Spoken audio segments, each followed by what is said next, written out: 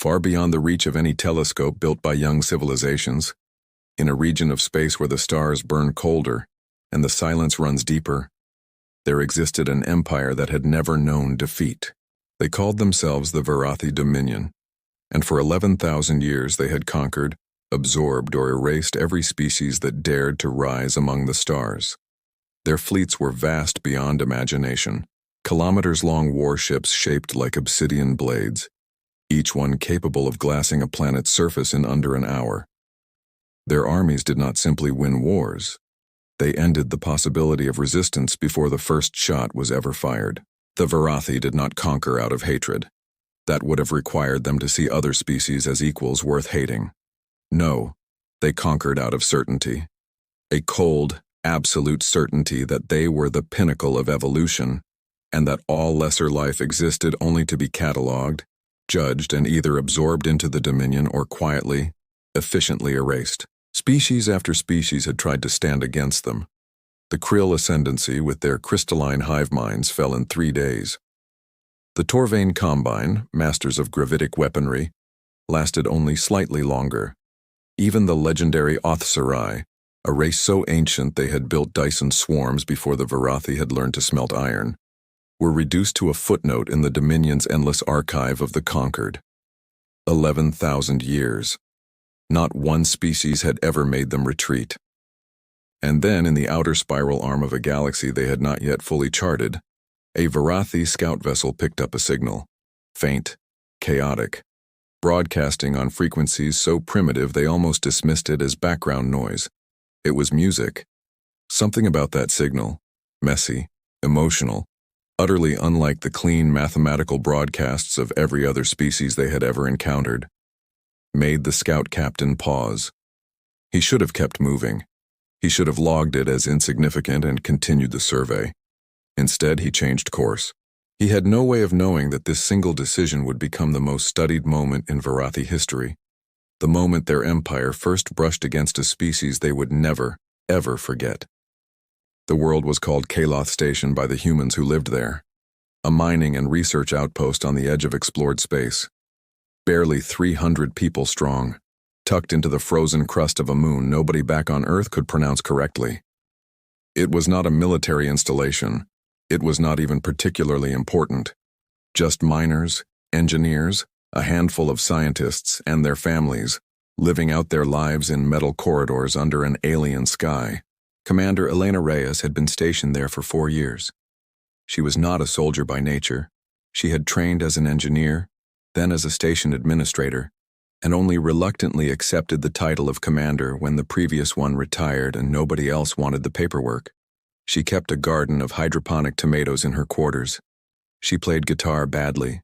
She was, by every metric the Verrathi valued, an utterly unremarkable specimen of an insignificant species. She had no idea that in 6 hours, she would become the reason an empire 11,000 years old would begin for the first time to doubt itself.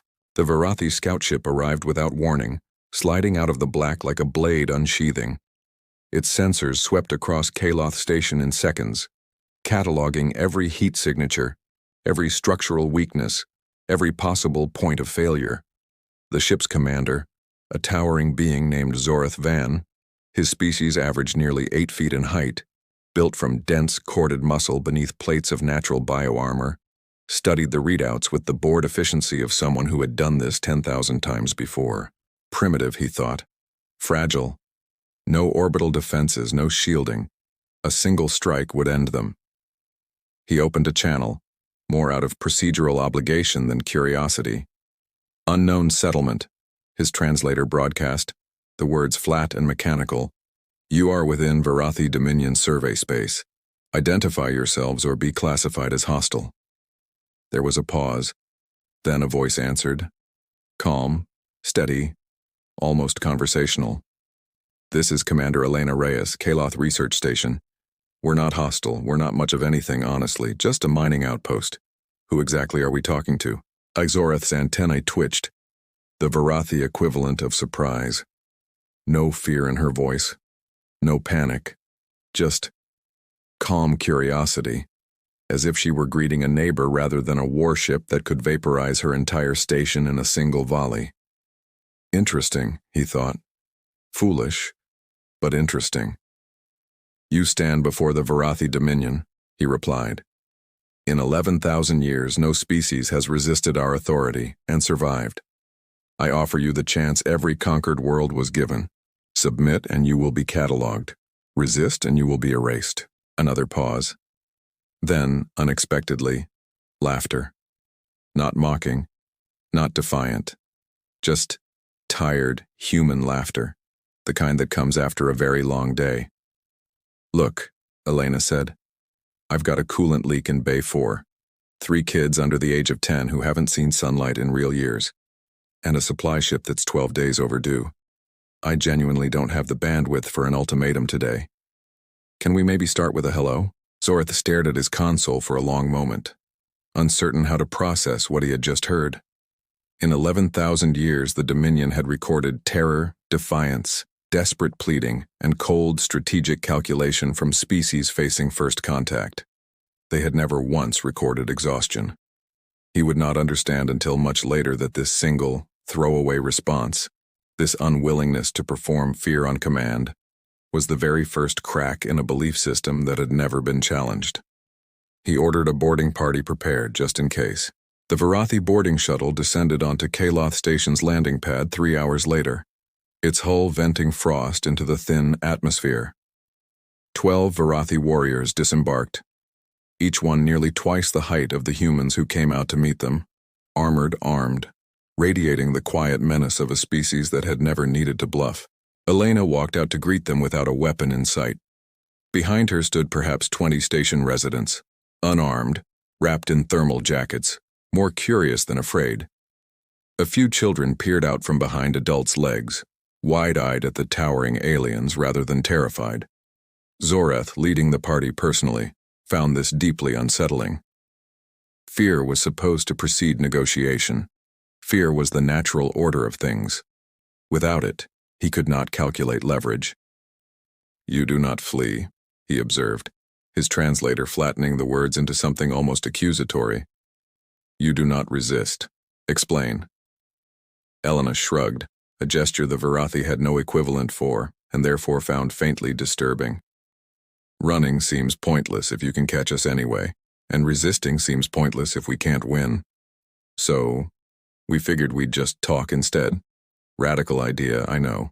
One of the younger Verrathi warriors, Sarath, barely 2 centuries old by their reckoning, still eager to prove himself, stepped forward, his voice carrying the contempt of someone who had studied 1,000 conquered species and found them all, ultimately, the same. Your species is weak, Sarath said. No armor, no visible weapons, no defensive fleet. You have already lost. You simply have not yet realized it. What happened next would be replayed in Verrathi military academies for the next 2 centuries as a case study in the dangers of assumption. A small girl, no older than 7, her name recorded later as Mira Okonkwo Reyes, stepped out from behind her mother's leg, walked directly up to Sarath's armored boot, and looked all the way up at his face without a trace of fear. You're really tall, she said. Do you want to see my drawing? I drew a spaceship. It's not as good as yours probably, but I worked really hard on it.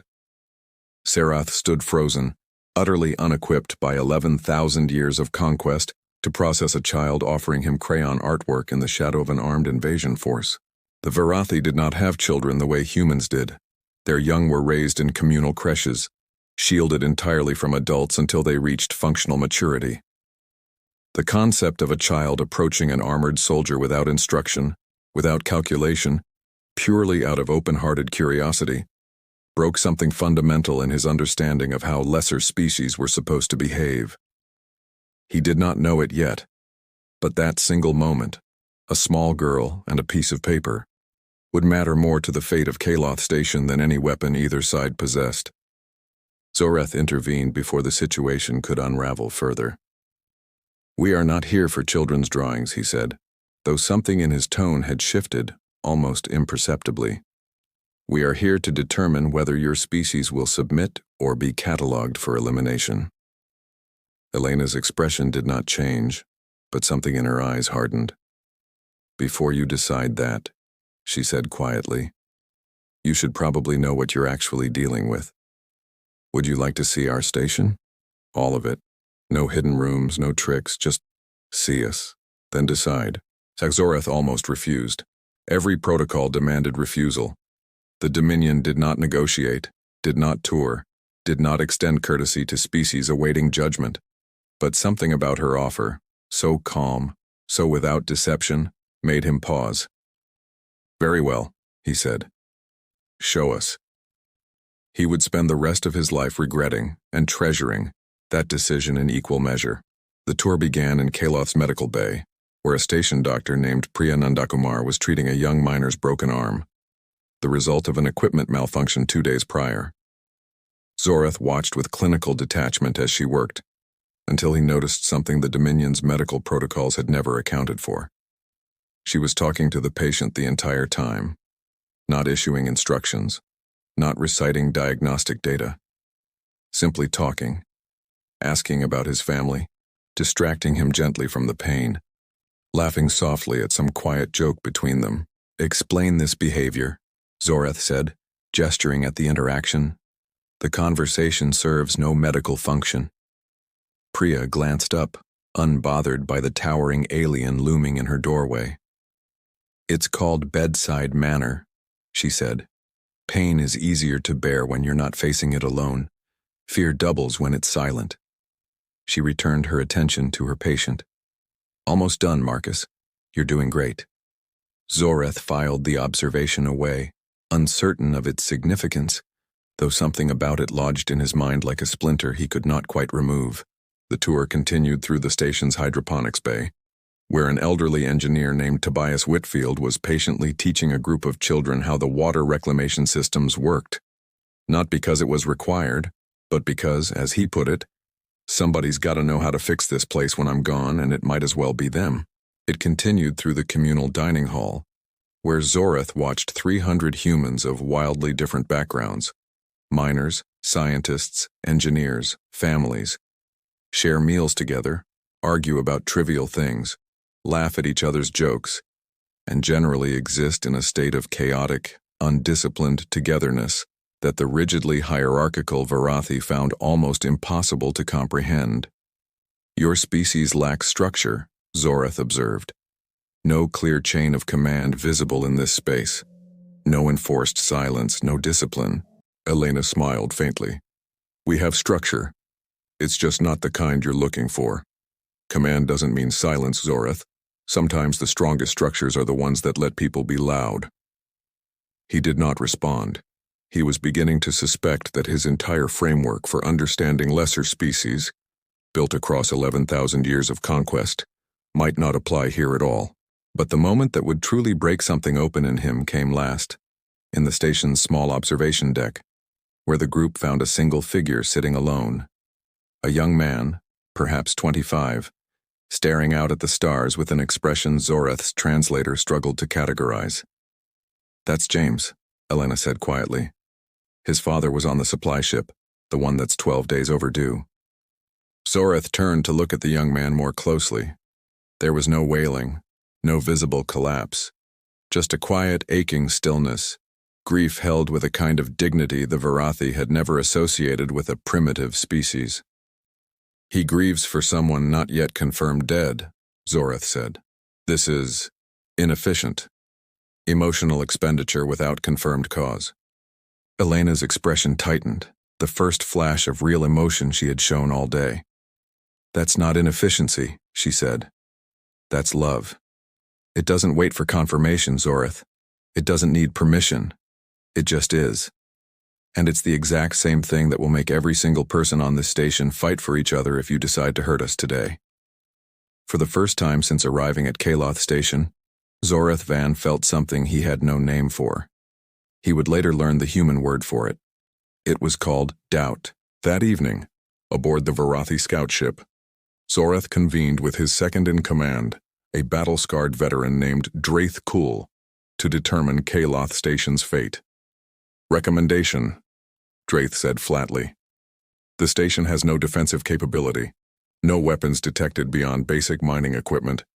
Population is soft, undisciplined, emotionally volatile. Full submission is the logical outcome. Resistance, if attempted, would be brief. Zorath said nothing for a long moment, staring at the tactical display showing Kaloth's tiny, fragile silhouette against the vast dark. "There is something we are missing," he said finally. "Sentiment," Draith said, not quite hiding his disdain. "You spent too long among them today. They are primitives, Commander. Their compassion is a weakness. It will be their undoing, as it has been for every species that valued feeling over strength." "Perhaps," Zorath said. "Or perhaps we have simply never encountered a species whose weakness and strength are the same thing." Draith did not understand. Zorath was not entirely certain he understood it himself. But something about the young man grieving quietly on the observation deck, something about a child offering crayon art to an armored soldier, something about a doctor whose medicine included kindness. It all sat wrong against everything the Dominion had ever taught him about the nature of conquest. He ordered a formal ultimatum delivered the following morning: full submission, or the station would be destroyed within 72 hours. He did not expect what would happen next. Elena Reyes called an emergency meeting in the station's central hall within an hour of receiving the ultimatum.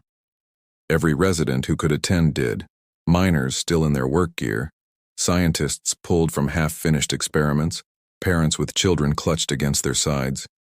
300 people crammed into a hall meant for half that number, the air thick with fear that, for the first time since the Verrathi's arrival, was finally visible on human faces. "They want an answer in 72 hours, Elena said, her voice carrying without need for amplification. "Submission or destruction. I won't lie to any of you. We don't have the firepower to fight them, not even close." A heavy silence settled over the room. Somewhere near the back, a child began to cry softly, quickly hushed by a parent's embrace. "So what do we do?" A miner named Dietrich called out, his voice cracking with barely restrained fear. "We just surrender?" Elena was quiet for a long moment, and when she spoke again, her voice had changed, steadier, harder, carrying the weight of a decision already made. "No," she said. "We don't surrender. And we don't fight either. Not with weapons we don't have. We do something they've apparently never seen before in 11,000 years." "What's that?" Dietrich asked.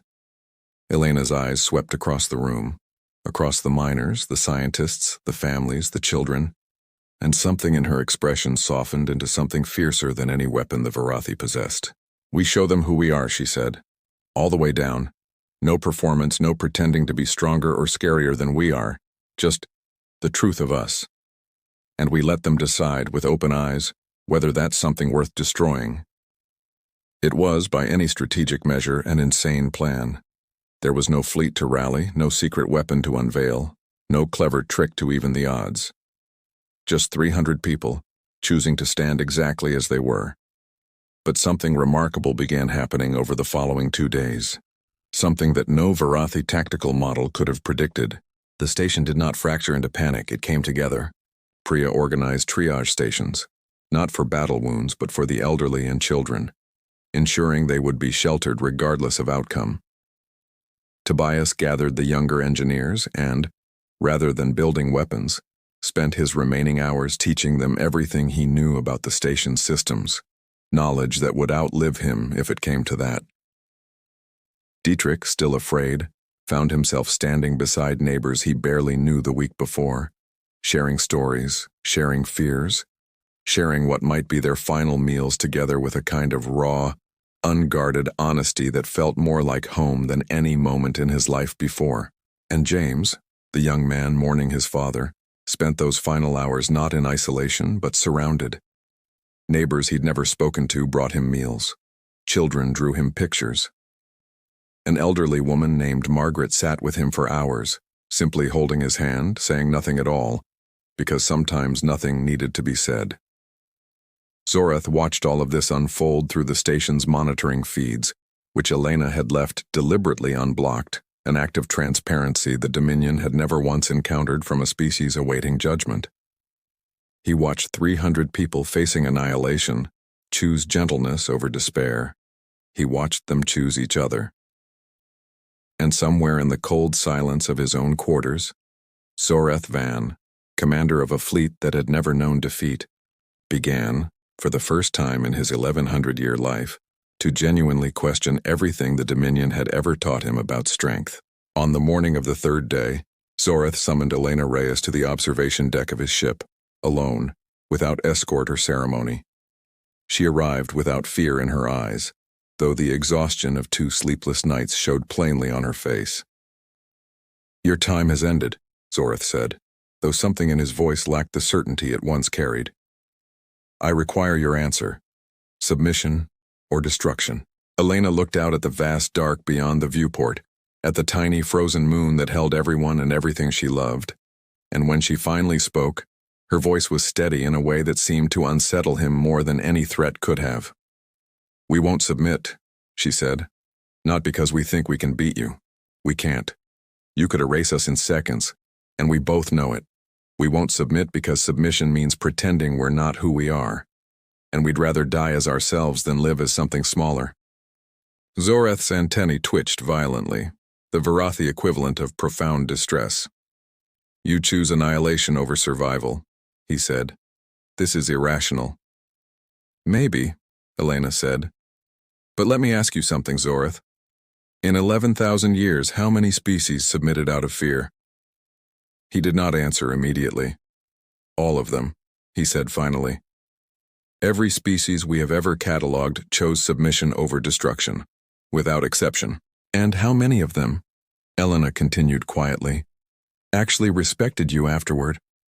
How many served the Dominion because they believed in it, versus how many simply obeyed, because they were terrified of what happened if they didn't?" Zoreth said nothing. The question had never been asked of him before, not once in over a millennium of conquest.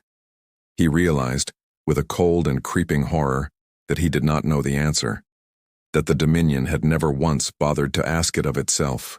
"You've built the largest empire in known space," Elena said, "on a foundation of fear. And fear is very good at making people kneel, Zoreth. But it has never once, in the history of any species anywhere, made anyone love you. And empires built without love don't last. They just wait for the day the fear runs out."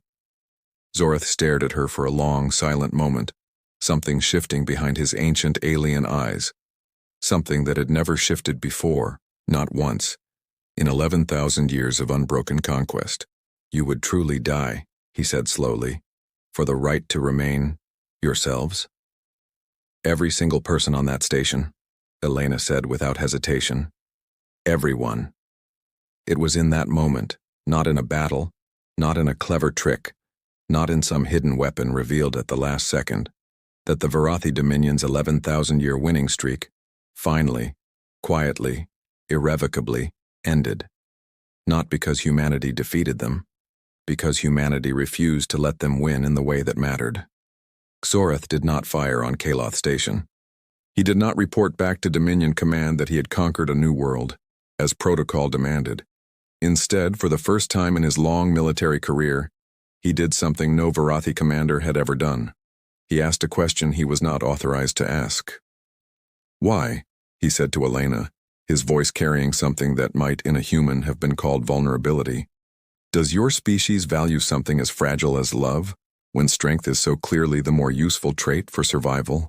Elena considered the question with the same weight she might have given any life or death matter, because in truth, it was exactly that. "Strength keeps you alive," she said finally. "But love is the only thing that makes staying alive worth anything at all. You've conquered 11,000 years of species, Zoreth. Tell me honestly, in all that time has anyone ever looked at you the way that little girl looked at your soldier yesterday? Not with fear, not with calculation, just curiosity, openness, the belief that maybe, just maybe, you were someone worth knowing rather than someone to be afraid of?" Zoreth was silent for a long time. "No," he admitted finally. "No one ever has. That's the difference," Elena said gently. "You've spent 11,000 years being feared. We've spent our entire short, fragile history trying against every odd to be loved. And I think, somewhere in that difference, is everything you actually came here looking for, even if you didn't know it yet. Something broke open in Zorath Van in that moment. Not a weakness, but a long-buried recognition of something his own species had lost so many millennia ago that they had forgotten it ever existed. He thought of his own creche-raised childhood, devoid of the small, unguarded warmth he had witnessed in every corner of Kaloth Station. He thought of 11,000 years of conquered worlds, all of them kneeling in fear, none of them ever once looking at the Dominion the way that small girl had looked at Serath.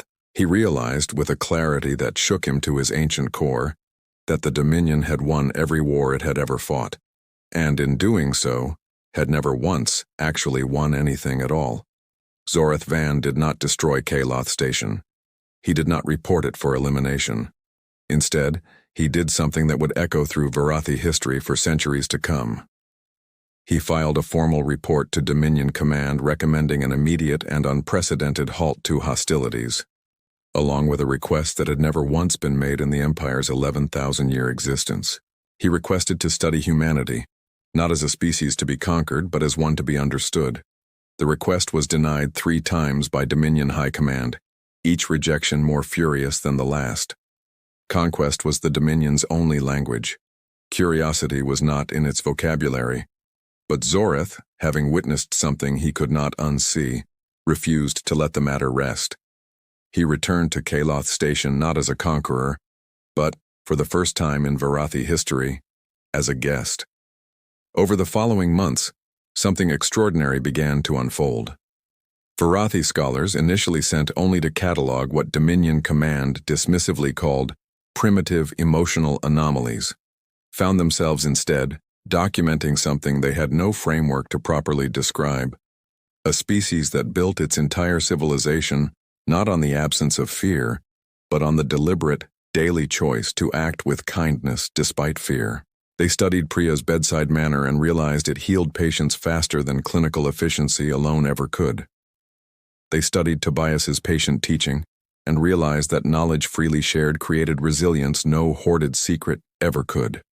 They studied the community that had gathered around James in his grief and realized that shared sorrow, rather than weakening a group, forged bonds stronger than any military discipline the Dominion had ever engineered. And they studied Mira, the small girl who had once offered a crayon drawing to an armored warrior, and found in that single unguarded gesture something that unsettled the entire philosophical foundation of the Dominion more than any weapon ever could. They found hope, freely given, without any expectation of return. Word of Kaloth Station spread quietly through Verrathi ranks, not as a story of conquest, but as a legend of the one time an empire that had never lost, chose not to win. Serath, the young warrior who had once called humanity weak, returned to Kaloth Station 18 months later, not as a soldier, but on his own initiative, carrying with him a small, carefully preserved piece of paper. He found Mira, now 9 years old, in the station's hydroponics bay. "I kept it," he said quietly, holding out her original drawing, the crayon lines slightly faded but intact. "I did not understand it when you gave it to me. I think perhaps I am only beginning to understand it now." Mira smiled. The same open, unguarded smile she had offered him nearly 2 years before, and said something that would later be recorded, translated, and studied across a dozen Verrathi academies as the single most important sentence in the Empire's modern history. "That's okay," she said. "You don't have to understand it right away. You just have to keep it somewhere safe. That's kind of what love is, I think. Just keeping something safe, even before you understand why it matters." The Verrathi Dominion never did conquer Earth, or any world humanity called its own. Not because they lacked the power. Their fleets remained as ever, capable of ending humanity's presence among the stars in a single, devastating strike. They simply chose not to. Because somewhere in the quiet corridors of Kaloth Station, in the space between a threatened annihilation and a small girl's fearless kindness, the Verrathi Dominion encountered something their 11,000-year empire had never once accounted for in all its calculations of strength. A species whose greatest weapon was not their capacity for violence, but their stubborn, unshakable refusal to stop caring for one another, even in the shadow of their own destruction.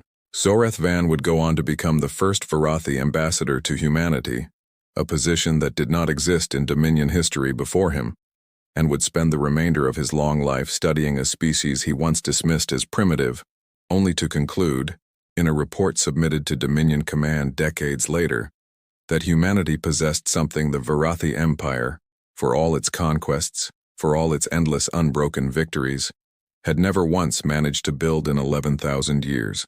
Not power, not fear, not obedience. They had built belonging. And in the vast cold silence of a galaxy that had learned to measure worth only in strength and conquest, that single, fragile, defiantly human thing turned out to be the one force no empire had ever been prepared to face. Not a weapon. A reason to keep going even when everything said you shouldn't. And for the first time in 11,000 years, an empire that had never known defeat finally understood what it meant to lose something far more important than a battle. They understood at last what it truly meant to be human. If this story moved you, subscribe for more human stories from the stars.